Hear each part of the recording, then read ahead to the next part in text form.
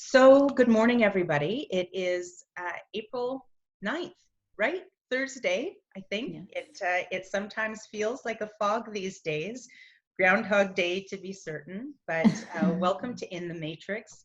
In the Matrix today, we have with us Julie Skoff, who's a lovely friend, a beautiful woman, phenomenal human being, and so thrilled to have her here. Just so that you are aware, if you're not familiar with the Matrix and you wonder what this term is all about, the whole idea of the program that really has kind of come about in the last 2 or 3 weeks as results of COVID is really about giving you access to the people and their insights and perspectives in the area of money management, money mindset, or money motivation. And the matrix is when those three realms come together that we're able to finally experience the beauty and the power and the magnificence of money, even through COVID. So, Julie, thank you for being on the show today. I am very excited to have you here. Julie is actually calling in from Georgia, from the States. I know a lot of the people on our call are from Canada, and one of the things that I love about speaking with Julie when I'm just chatting with her and chit-chatting is she's often outside, right? You're outside and the birds are flying by and the trees are swaying, and I feel like I get a little mini holiday when I'm speaking to Julie and just transported into another world. So Julie, just a little bit about her: internationally known meditation and stress management coach who needs some stress management right about now, a registered nurse and Reiki practitioner, and she is the founder of Sacred Simplicity. So a full gamut there, very diverse, right? It sounds like Western medicine and then holistic approaches and all of it combined together. So today, Julie is speaking to us, and this is going to be really important. I want to frame this for Julie here because, as you saw in the marketing piece that we sent out, that this is about a shift kick. And Julie's going to talk to us about the importance of our mental health at this point, but why this is so important right now. I know that many of you that are watching, you're entrepreneurs, and as entrepreneurs, we can tend to be the A-type, driven, go individuals. And yesterday, we were also speaking with Jolene Watson, who was talking about how many of us are shifting, our personality types have flipped in the middle of acute stress. So I'm coming at this from my perspective, but I know many of you out there are resonating what I'm currently experiencing, which is get the list, go, turn on, make it happen, like get this figured out. And what I love about Julie's perspective is that she's a lovely, beautiful human being, but she also gave me a kick in the pants the other day saying, Tanya, you know better. This is the time that you need to prioritize your mental health first. It's not the afterthought, it is the forethought. So she's like, no more Mrs. Nice Guy, right? Like, it's like this, it has to get done. It has to get done. So I'm mentioning that right now in the recording because I know a lot of you are still in that go mode and you're thinking mental health, mindset shift, you know, that's going to come later when I have more time. This is what you have to do now. So if you're watching this from the recording, there's no such thing as being too late to the party, but know that this is priority number one. So with that being said, Julie, let's talk a little bit about really the mental health piece and a little bit about the bias, because I think there is typically a bias. I know a lot of people on the call get meditation, but let's just talk about preconceived ideas around mental health, meditation, calming ourselves, that whole piece, and why that's hurting us in this time right now. Absolutely. Well, good morning. Thank you, Tanya, for having me. Thank you to everybody who's listening in and watching. I feel incredibly blessed and honored to be able to be here and have this conversation, this important conversation with you during this incredible time that we're all facing, right? It is my hope and my wish that I'm able to lend some insights in regards to taking care of our emotional and mental well-being. it's also my intent as well to help you cultivate a sense of inner peace and inner calm amongst the chaos, because it's possible. So right now, our worlds have been turned upside down and our lives have been disrupted no matter where you're at, right? And so many people are struggling with an immense amount of anxiety and fear, and it's consuming our minds. And I think this uncertainty that we find ourselves in is creating a state of overwhelm that people may not necessarily know how to word it or describe it, but they don't know what to do with it and where to go with it. And I do feel as if we are all being forced to shift into a new way of living our lives. So it's what I was telling Tanya the other day, that I feel like the universe is giving us all one big, great shift kick. So we will either, it's you either embrace it or you resist it. Mm-hmm. But ultimately the choice is yours, right? Mm-hmm. And, whether we want it or not, it's happening. So somebody may ask, well, what is the shift? What is the kick? What am I supposed to do with it? I believe it's one of the greatest opportunities occurring right now.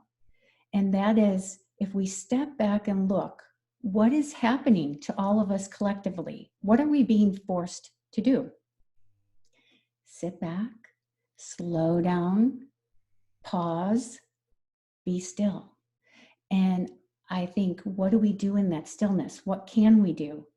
And it's an opportunity that we can finally rest, relax, refocus, reshift, reassess, realign, and reevaluate what is truly important in our lives, and then be able to move from this new space forward and upward, right? So that's the shift.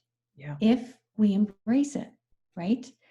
So can I ask you, because we're talking a little bit about this, I know that we oftentimes use the words fear and anxiety right now. I also know for myself and other entrepreneurs that, clients that I've been working with that have been looking at pivoting their business, that they're not feeling fear and they're not feeling anxiety. They are feeling like, and again, this might be to Jolene's point about how we switch, but they're like, this is the time. I'm ready to seize this moment. This is what I was built for. This is where I turn on. And I think, though, what I'm hearing you say, and so I just want to make this subtle distinction for those that are listening, is that might be our brain's way of dealing with fear or anxiety, but we haven't labeled it as that. Correct. We've labeled it as it's time to go, right?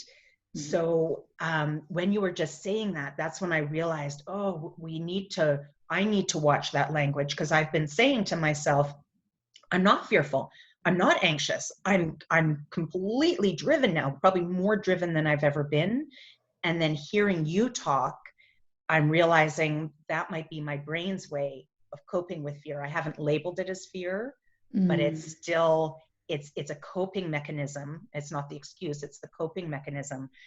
So just that little nuance for everybody, because that still means that even if you're feeling driven, you still need to put this as priority number one, because otherwise it could be costly mistakes, right? You're doing too many things, too many places, not prioritizing yourself. And then that just starts to erode over time too. That's not sustainable.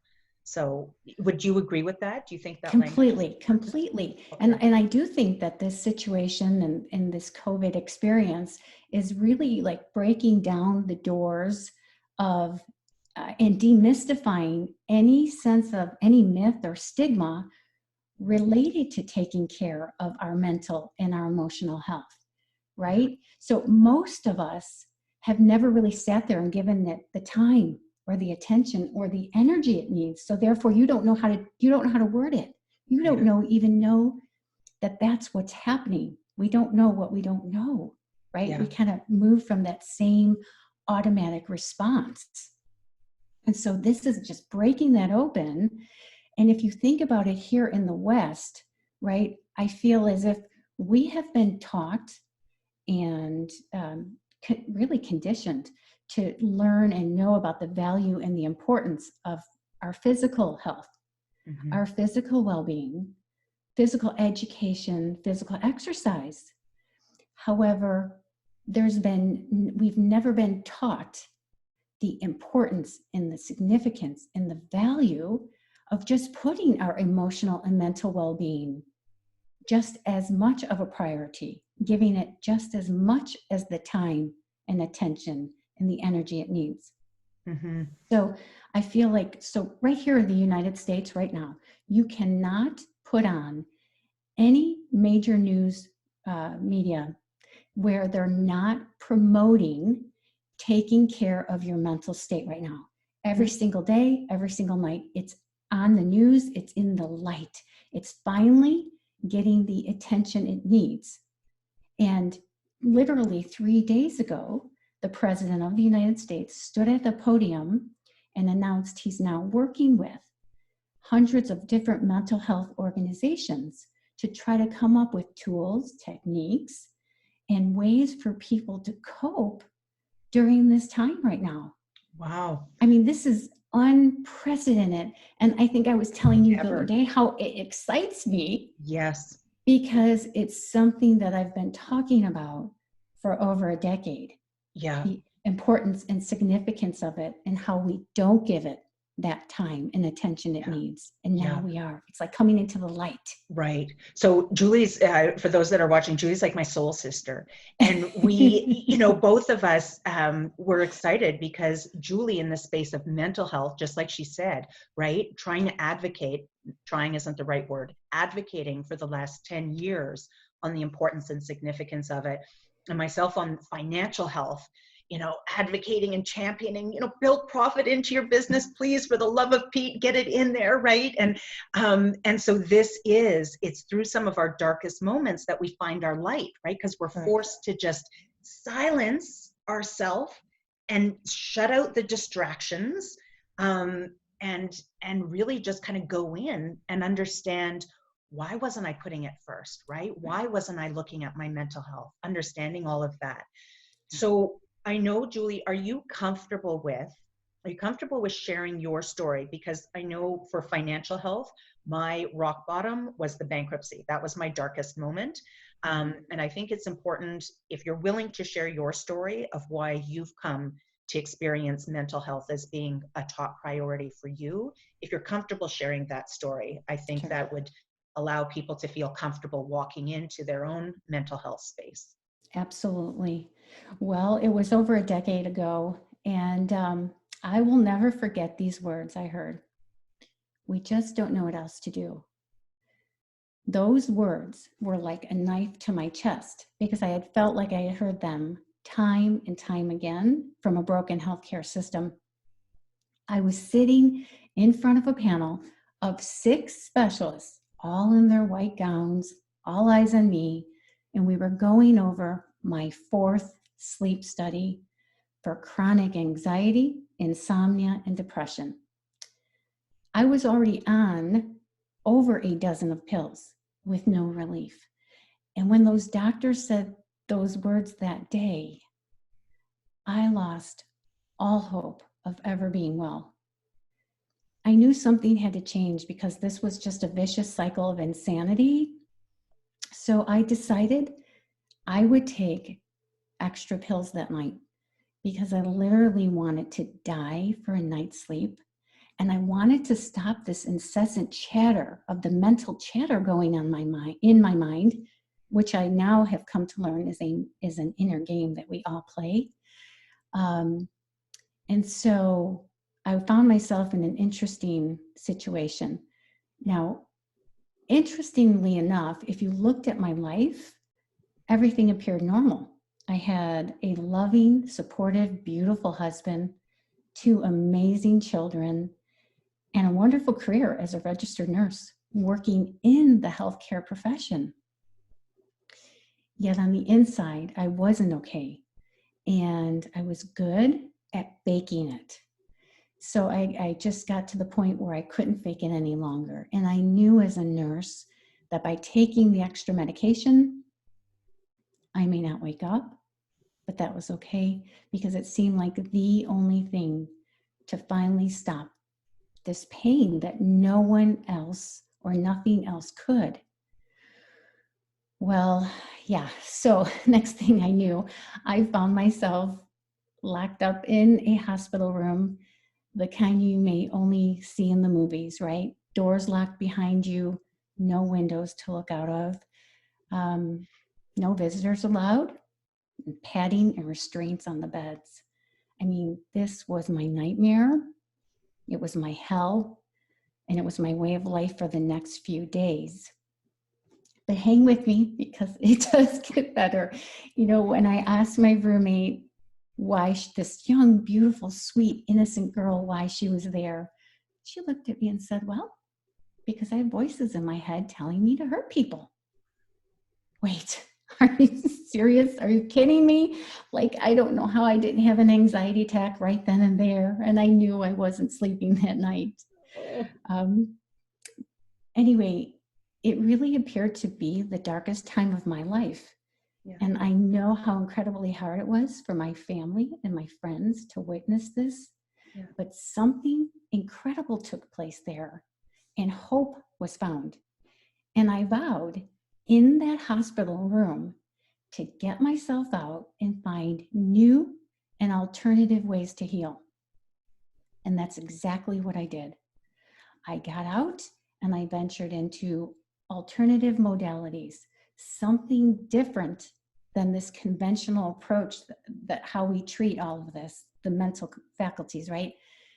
Massage therapy, sound therapy, acupuncture, crystal therapy, aromatherapy, Reiki therapy, you name it. I was trying it. That was it. Yeah. But it wasn't until I came across this one approach that became the game changer for me. And that was the miracle of meditation and mindfulness. Wow. Like, it literally transformed my life and did saved it wipe my life. Out? Did the pills stop too once you moved into meditation, or did you do both for a bit and then the pills slowly subsided?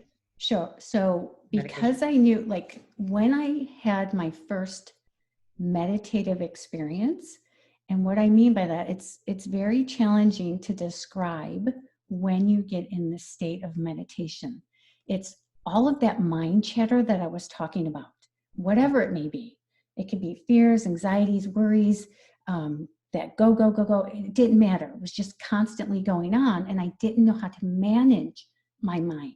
I didn't know how to manage my thoughts, which then it didn't allow me to manage my emotions, because the emotions come from the thoughts. Right. So, and then behaviors, right? Actions and then the after that. And the behaviors, and then you get the results in your life. Yeah. Right? Yeah. And so when I had my first experience, I was able to transcend all of that. And it was just so beautiful. It was so incredibly peaceful. It was so loving, so healing, so powerful. I mean, just profound, that I said, I'm in. This is it.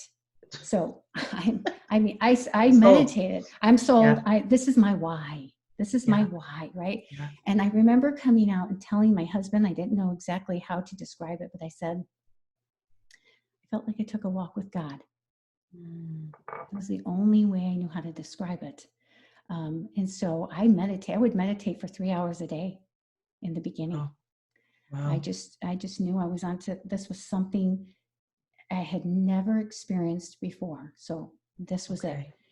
So thank you. Thank you for sharing that. First of all, thank you for feeling like you've got a safe space to be able to share that story. Absolutely. I think it's important for people to hear, right, where this impetus comes to share the tools that you've been able to learn, right, and when I say tools, I'm just the importance of meditation overall, Yeah. right? And the Yeah. significance of it and the role that it can play in altering our life.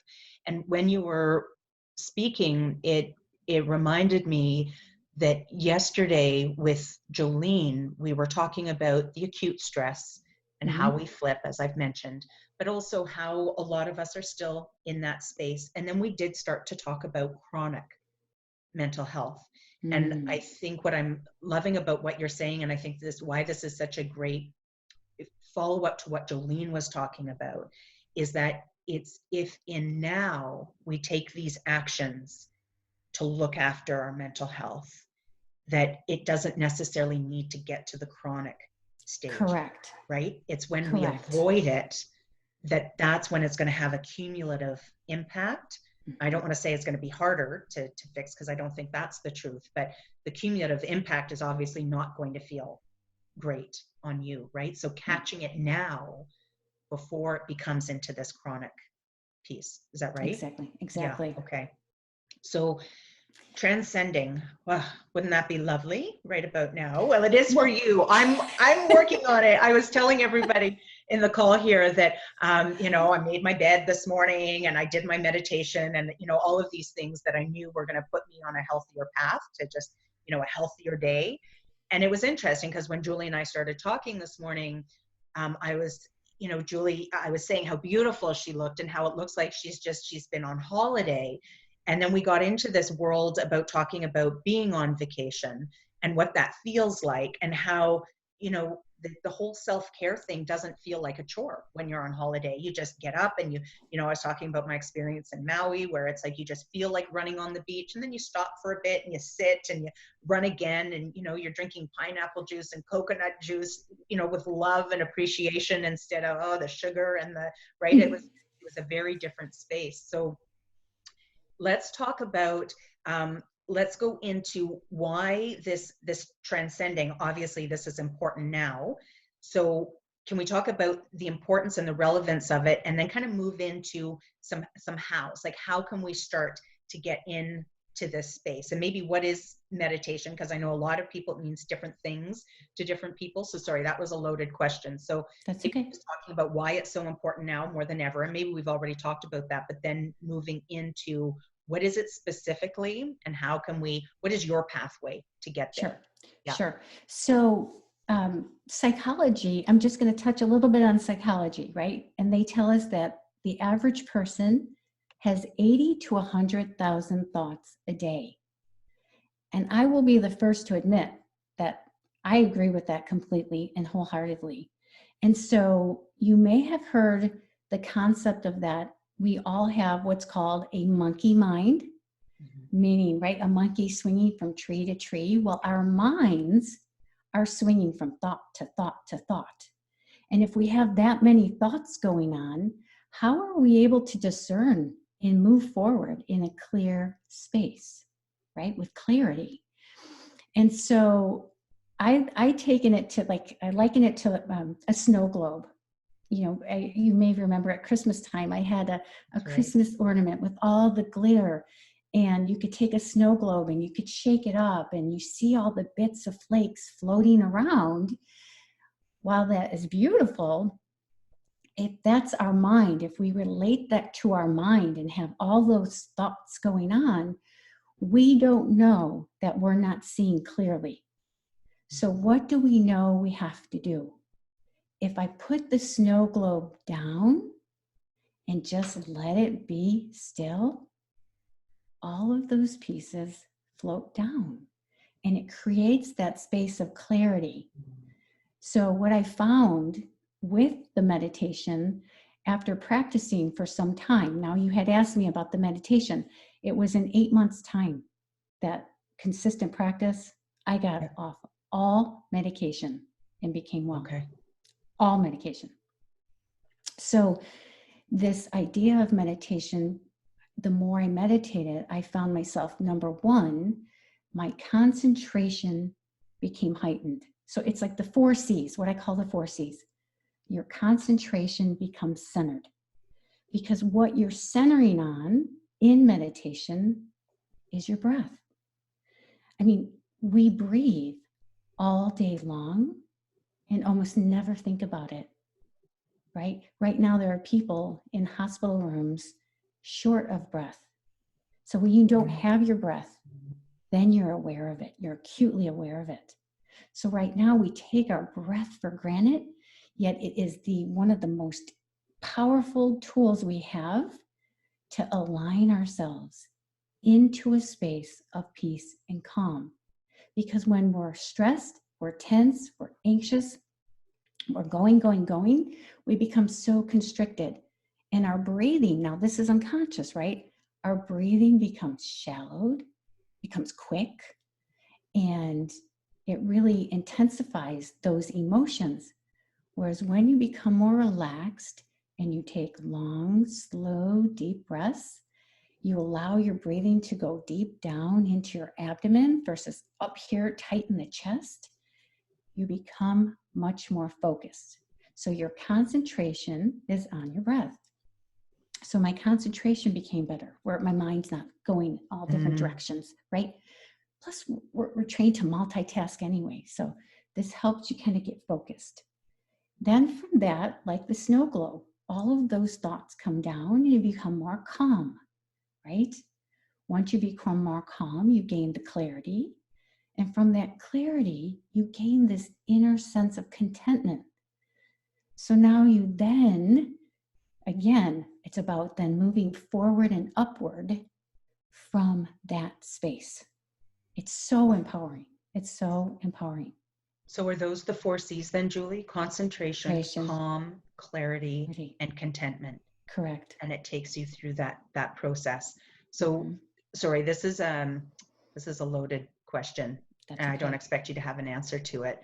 Okay. But maybe the bias and the stigma around meditation, right? People hear that word and they're like, "Well, right? Right. Daisies and VW vans." And, you know, I had a mom that, meditation, that's what I grew up with. So I get it. If we could call it something else, if we could give it another word, any idea what we could give it? Well, so what coming up. Sorry. Yeah, no, I'm just curious. With a word, relaxed awareness. Relaxed awareness. Okay. It's meditation is the art of just calming and observing your thoughts. That's it. We're calming and observing our thoughts. What happens is we get so intertwined with a thought and we believe that thought. And half of our thoughts aren't even true. Yeah. Right? And we know, talking about the conscious mind and the subconscious mind, I mean, we have, if you think about the iceberg, you see just the tip. Right? And the bottom is the whole part of the iceberg where the subconscious is. So what happens, right? So many of those thoughts are in our subconscious mind. They were planted there, some of them years ago, right? Yes. Yeah. So we have to allow them to come into the light and then work with them from that space. Okay. So we've got the 4 C's. So the importance of doing it now is really about finding I guess, about calming ourselves. So ultimately it's about mental health, being able to make sure that we have a strong mind through this. Right. Then from that, we find a new state of, like you said, the calm, right? And the clarity and contentment, which I think a lot of people are seeking right now amidst the chaos and the confusion, perceived chaos and confusion. Sorry, a little rabbit hole, but you brought up a really good point just about what we are taking for granted, right? And what we're taking for granted, our breath, we're taking for granted our health, and we are choosing, the vast majority of us are choosing to focus on what we feel might be missing in the future, right? So I love that, just bringing it back right now to our breath. Like, what do we have right now in the present that we can start to be grateful for and appreciate? Because then we start to create more of that. Correct. More of that. And I think, again, sorry, another little rabbit hole. This is it should be part of my tagline, is just why this is so important, especially for parents on the call, is that because our children, our young children, are observing us, and it's not always the words we say and the actions we take or what we are teaching them, it is our energy that they are feeling. So when they're asking, do we have enough food? Do we have enough money? And we're saying, oh yeah, we're good, we're fine, right? But they can feel that way, that doesn't feel right. It's not congruent.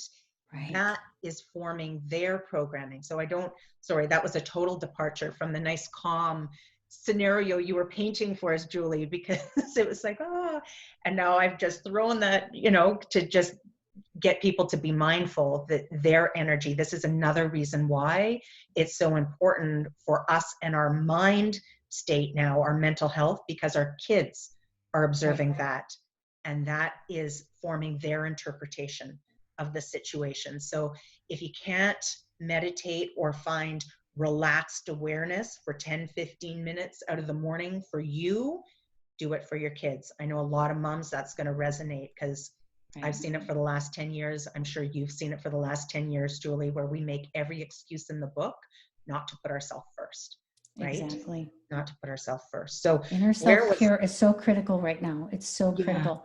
You know, Yeah. when I began, my children were much younger, right? I believe they were like 4 or 5 and 3 or something like that. And I remember, like I said, I meditated often, and I would go into my bedroom. I would put a little sign on my door, meditating. So I think my son read at the time, and it was so, they were so cute. They would come and they knock on my door to see, what is mom doing, right? Like, she never leaves us, and it was, I would let them see, I would, let them hear the music I'm playing. I would let them see how I'm sitting, and, I just settled themselves. And then after a while, something interesting really started to happen. They stopped knocking, because I think they noticed that the mom that went into that room was a different mom that came out, and they liked her, right? So Loved her. It's just one of those, whether you're a parent, whether you're an entrepreneur, whether you're a sister, a brother, or a mom or dad, like whatever you are, a manager, you become more of that, just in a better way. Just better. Just like better. Everything just flows a little bit easier. Yeah. I think it's a extremely important tool or message to share with our kids right now, that self-care is number one, right? Like, put you first. So kids learn by seeing what we do, right? And it's those actions too, right? So if we demonstrate it for them, then they see that we're congruent with the messages that we're giving them too, right? So again, just another really important reason to put ourselves first, because then we start to share that message with our kids. You have to have that awareness though, right, Tanya? Like, yes. Otherwise you don't know what you don't know. Like, if I look back at my story and what I was going through, I didn't know that there was a way to manage my mind. I didn't know there was a way to manage my thoughts and my emotions. I mean, if we really, really think about it, right? The way we approach mental health in this day and age, if it was working, we would all be like high in life, right? We would be drunk. We would be ecstatic. We'd be walking around. Everything would be good. Our businesses would be great. Everything would be flowing. And yet we know that suicide is at an all-time high, right? Anxiety and depression are at an all-time high. The amount of medication people are taking is at an all-time high. So how we approach it isn't working. And that's what I learned over 10 years ago. I didn't need a pandemic, right? I had my moment that shifted that pivot that said, oh my gosh, we're not doing this. I mean, I would question the doctors. Wait, what are we doing here? I'm sitting here writing out one prescription after another, seeing every patient back in the days when we had charts and everything wasn't computerized, right? Anxiety, depression, anxiety. I mean, regular, average, intelligent people suffering behind the scenes in some way, right? Looking for that quick fix, give me that pill. And yet it's not working. Yeah. So that's why I became so passionate about finding new ways to supplement that and how to Right. bring that into the light for people. Because if you don't know it's available for you, you don't Yeah. know to go after it, Yeah. to work at it. If you don't know there's a gym around the corner of your house, you Yeah. don't know how to get there. Yeah. Yeah, for sure. And I think too, I think that the society that we've lived in, including even, you know, when it comes to financials, it has always been, we've always been addressing the effect, not the cause, right? We've been always trying to just, okay, well, let's just heal that effect, put the Band-Aid on that, that will, and it's in moments like this that we realize that those Band-Aids were never designed to actually heal the root cause of why we're in the situation that we're in, right? And I'm going to throw this out there. I didn't process this or fact check this before I'm throwing it out, but I suspect that the majority of our external environment that we're living in, the majority of our environment is based on our mind, right? And where, just like you said, it's our thoughts equal our emotions, equal our habits, equal our behaviors, equal our, you know, equal our legacy. Like it's all just a ripple effect, but it all starts here. It Correct. all starts here, right? Would you agree? Like Okay, 100%, 100%.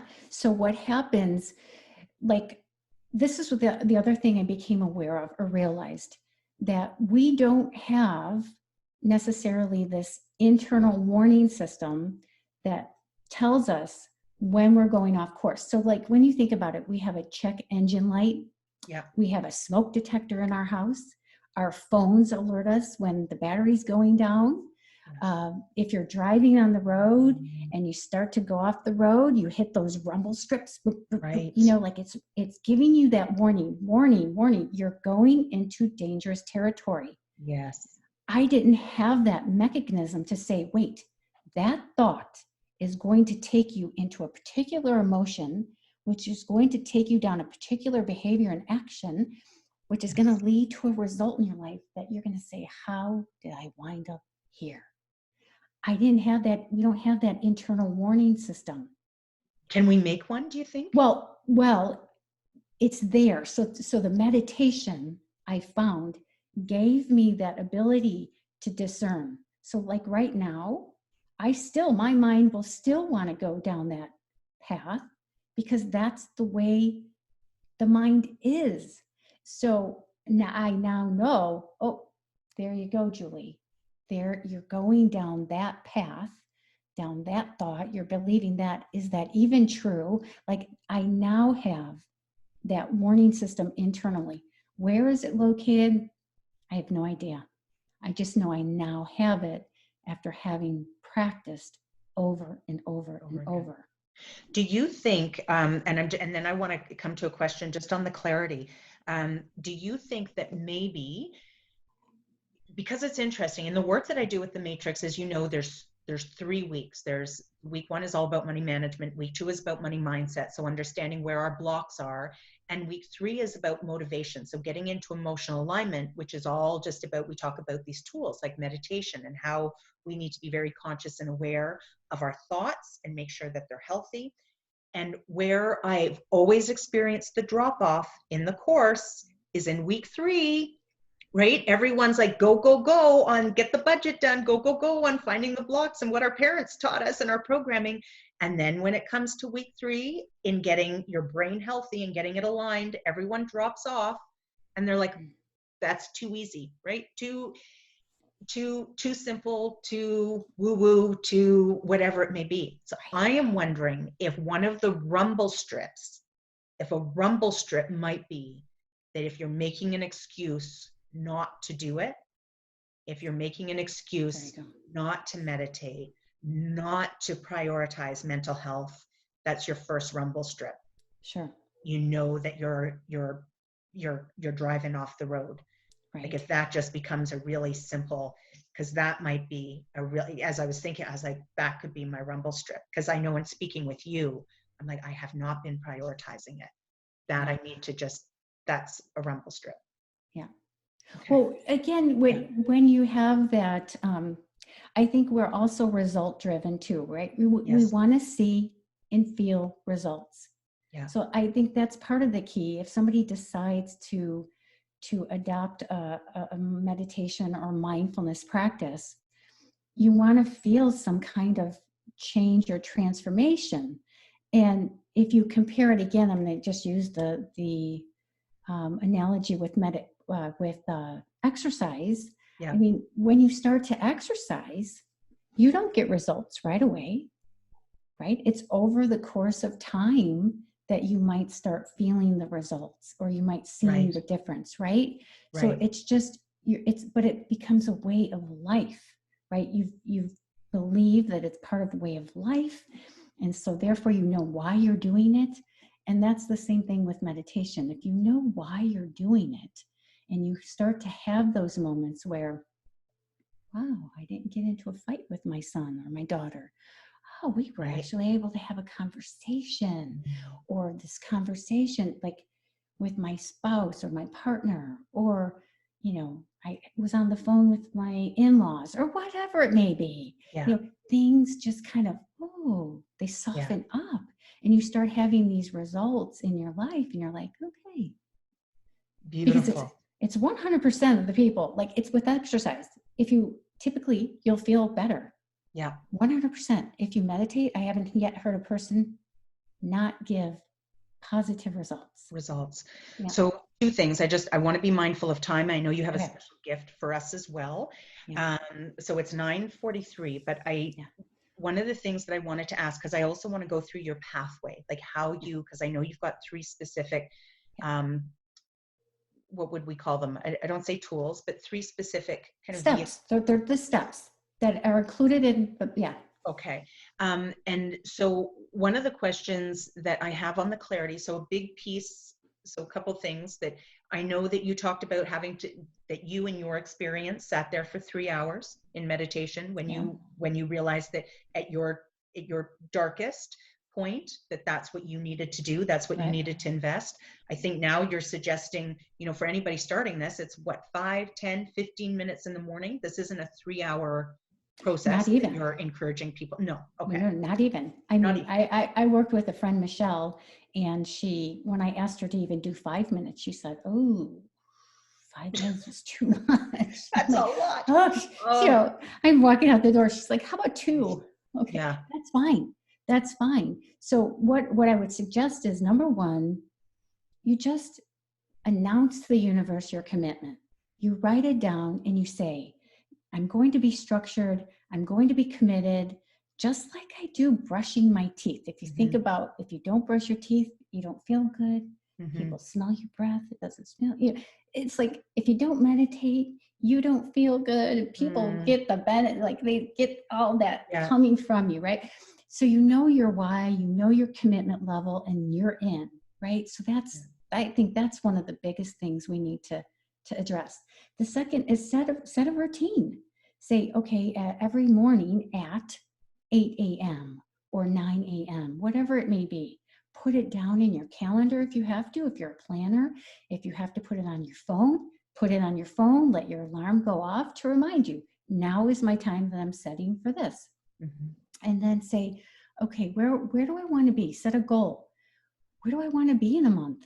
Do I want to be at 10 minutes a day, 15 minutes a day, 20 minutes a day? And start there and back up. So you might start with 2 minutes and start at 2 minutes for the first 2 days. And then every third day, add a minute, right? Where you're just kind of slowly adding. If we wanted to climb Mount Everest right now, we couldn't just go to the top of the summit, right? We'd have to just slowly work our way and, condition ourselves and practice. So it's the same thing. And you have to be so incredibly patient with yourself when you begin, right? Yeah. Because we're not used to that. Right. Well, and we know that when you're doing things that make you feel uncomfortable, that's when you know you're growing and evolving. And I think of all of the lost hours spent on Netflix binging, right? Hours and hours a day people are investing into that. And if they just started with 5 minutes on just that stillness.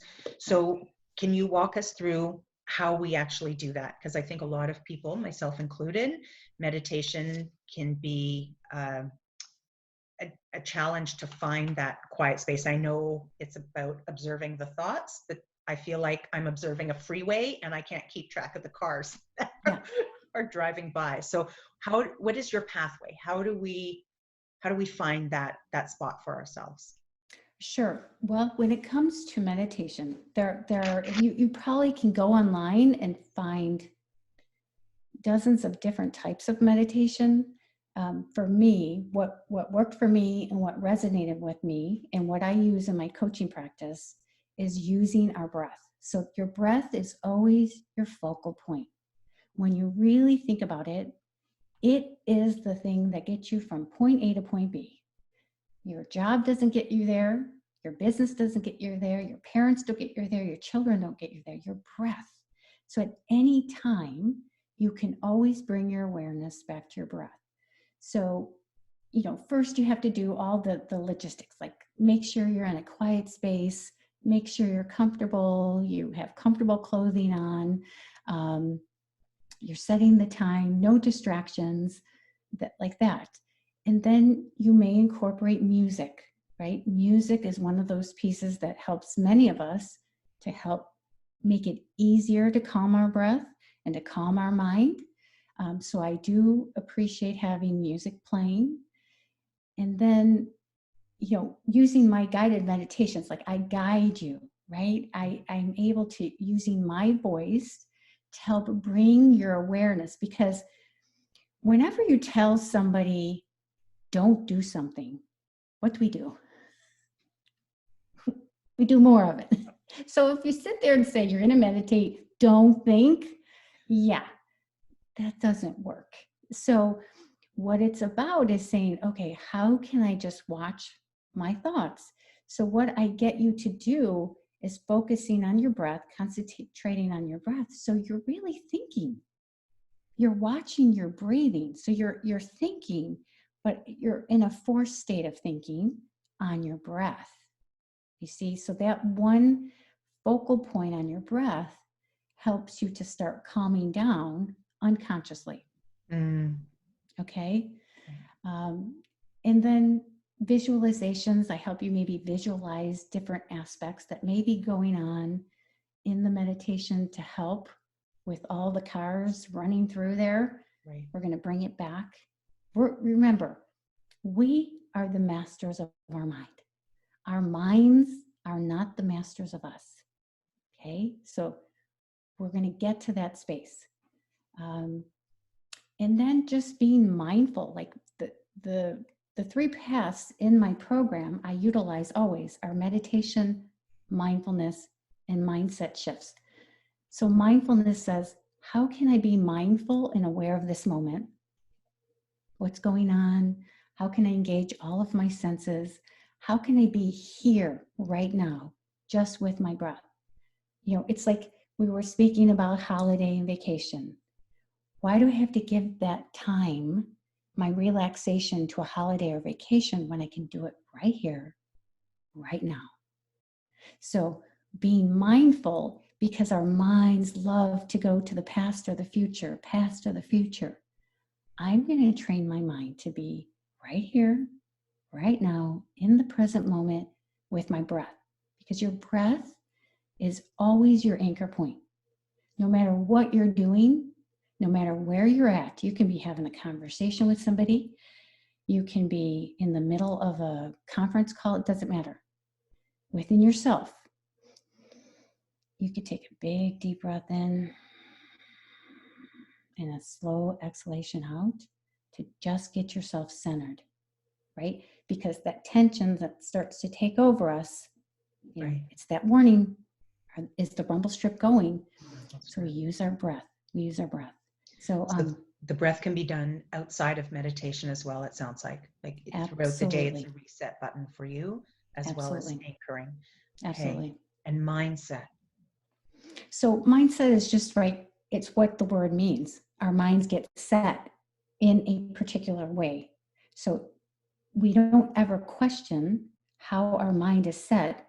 Does that serve us or is that bringing us down the wrong path? We never question that, right?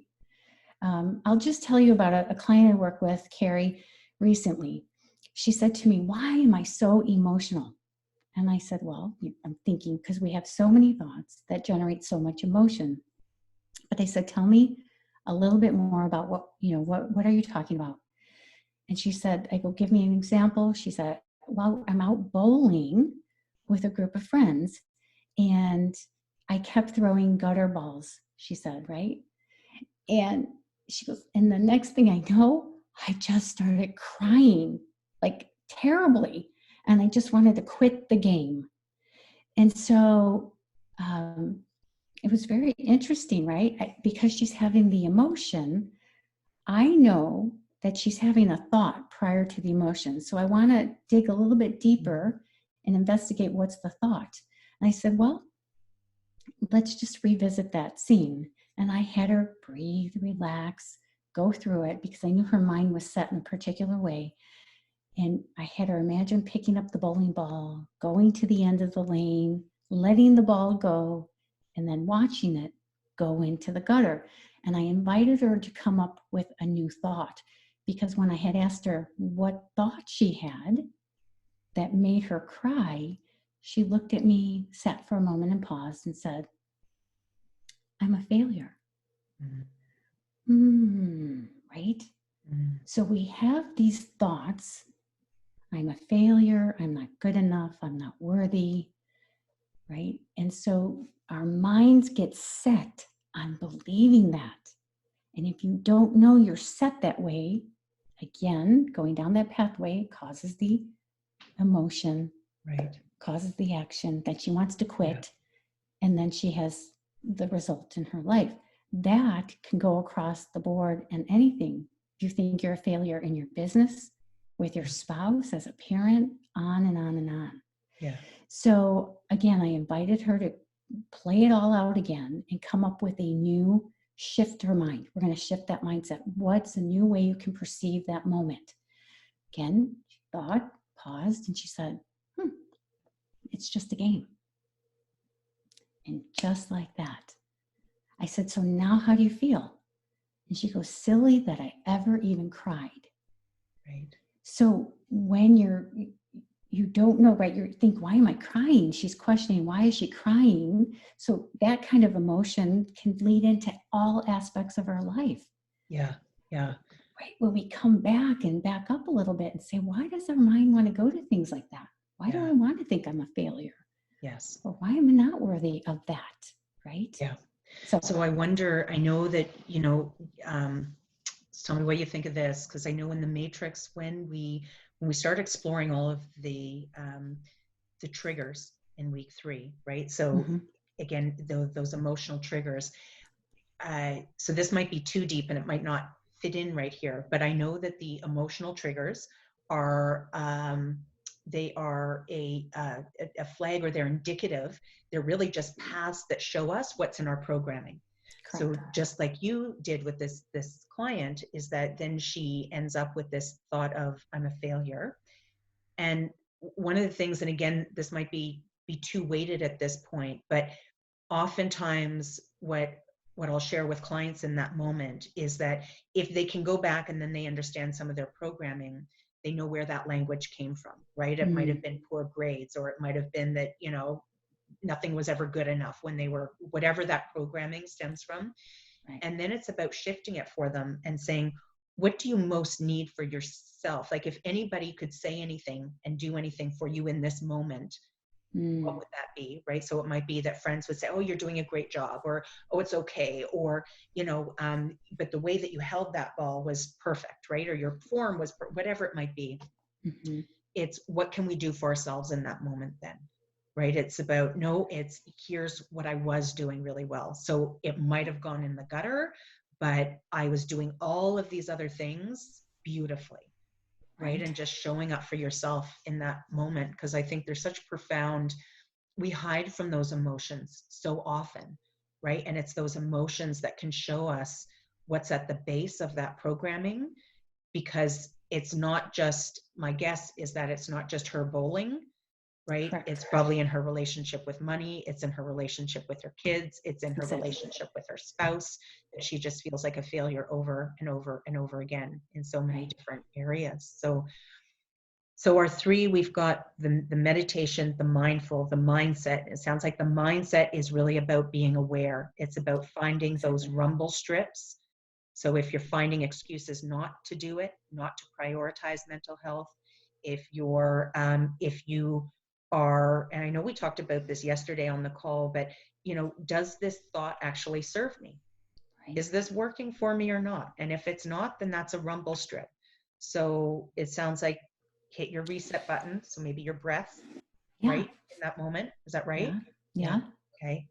Um, and then so starting off the day with meditation. Do you recommend meditation at night too, before we go to sleep?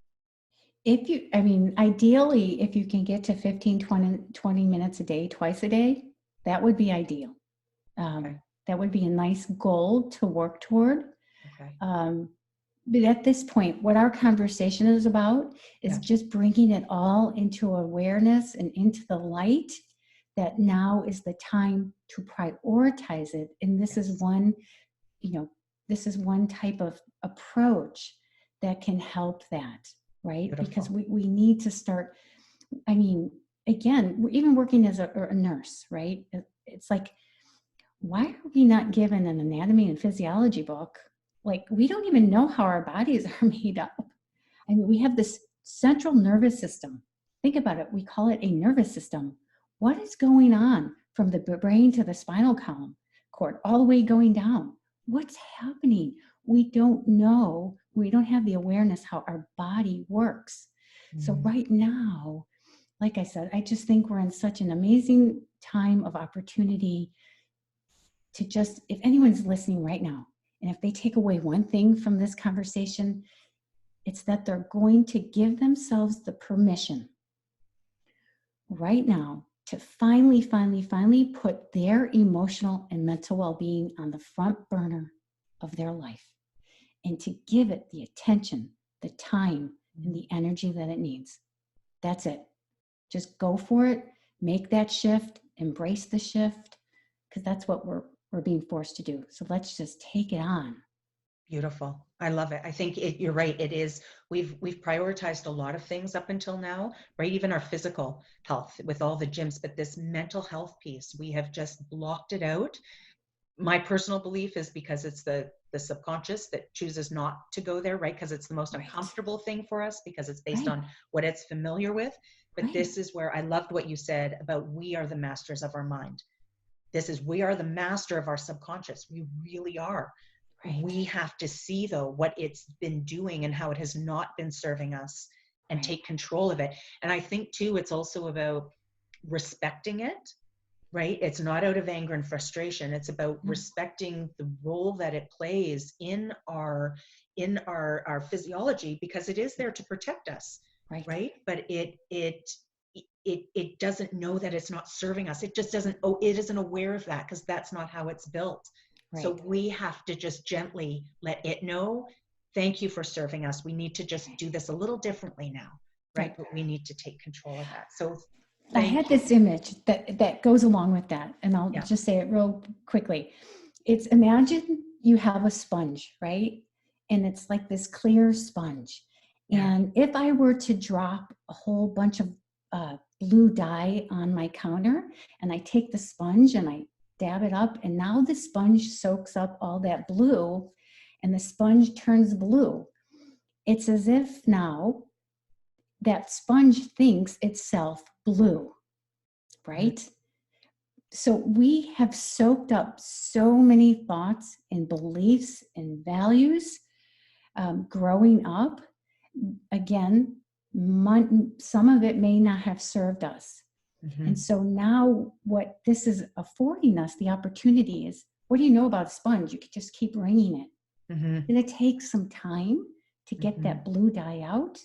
But who we are at the core of our essence is just that clear space, that clear sponge, the space between two thoughts. Yeah. That's who we are. So yeah. Anyway, I just had to share that. So powerful. But I think that's it's a great metaphor for people to take away, because then they can understand it, right? Yeah, So, yeah, because it's hard when we've got all these little thoughts going on in our mind. yeah. Well, thank you, Julie. I know we were Yeah. going to do a body scan. We've had such a great conversation, and I thank you, because it's interesting. I moved into our conversation and showed up powerfully in our conversation.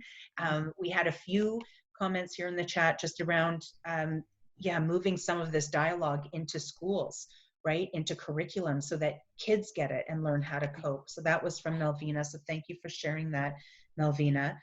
Now, Julie has also very generously offered us, and I'll be posting it in the website on the blog as well. It is, sorry, I wrote this down and now I can't find my notes. It's affirmations of peace. So it's a centering tool that will help us when we take that time in the morning to just focus on our mental health and get into the meditation or relaxed awareness, as Julie was saying. It's a tool to help us through that. And then it's also I would imagine, a good reset tool, right? Throughout the day. Absolutely. How long is the recording approximately? 11 minutes. 11 minutes. So it's a good water cooler break, because we're not at the water coolers anymore. So go and take that affirmation of peace. Julie, you're okay with people reaching out to you directly? Absolutely. Absolutely. So I will be sure to post that as well. And you also have a number of products where you work one-on-one with people, but remotely, correct? I do. Too, I right? do. So we don't have to, because we can't fly down to Georgia. I wish we could. But you do have a number. I think you've got a 6-week program. I do. Yeah. I have a 6-week intensive program where we dive in, right? We talk more about the subconscious and the conscious mind. Yeah. And there's the commitment to the meditation, the mindfulness, and mindset shifting. And then I have a 4-week program for those who are very new to meditation or mindfulness and just want to put their foot in. That's a 4-week program. So either or, they're Beautiful. both. Yeah. Beautiful. I just wanted to make sure everybody was aware of what it is that you're offering, because again, this really is priority number one. I know for myself personally, I was out there in the first couple of weeks telling everybody, let's lengthen the runway, let's batten the hatches, get yourself organized financially. This becomes our work now. It really does. So I want to thank all of you for showing up powerfully. It takes courage to actually be here and listen to this, because I know there's a lot of other voices that are going, no, get the to-do list done, get the kids fed, all of that happens. So Lisa's on here, Julie. She worked with Julie, and she's wonderful. She is wonderful. She's one of the most beautifully centered human beings that I've ever had the great privilege of meeting. So thank you, Julie. We need your voice, especially now. I'm impressed that your president is stepping up and honoring and recognizing the importance of mental health now. I don't want to say more important than ever, but it is priority number one for sure. It's always been important. We just didn't see it because we're just so unconscious, right? Everything's okay. We're kind of piecing it together. So, and sorry, I saw one other chat coming in here. I just want to make sure, Shannon, you're so welcome. Thank you for being here this morning. Thank you to all of you. Thank you. Tomorrow, we shift gears tomorrow. Sorry, Julie. We shift gears. But we do have Katrina German on tomorrow. And I know Julie and I have talked about this. I had the great pleasure of meeting Julie. We met in November through an online program called Stage to Scale, Scale to Stage.